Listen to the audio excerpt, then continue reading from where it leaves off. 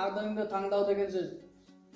Кейінгі өмірде өкінбейтіндей өз қабілеті мен бейімділігіне сай кәсіп түрін таңдау. Бұл өте жауапкершілікті іс және маңызды іс. Мамандық таңдауда әр адамның өзінің қызығушылығына, қабілетіне, бейімділігіне, қалауына сүйену керек.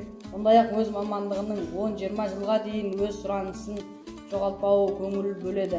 Бұл мамандықтарға деген бір қалыпты тұрақты сұраныс деп аталады.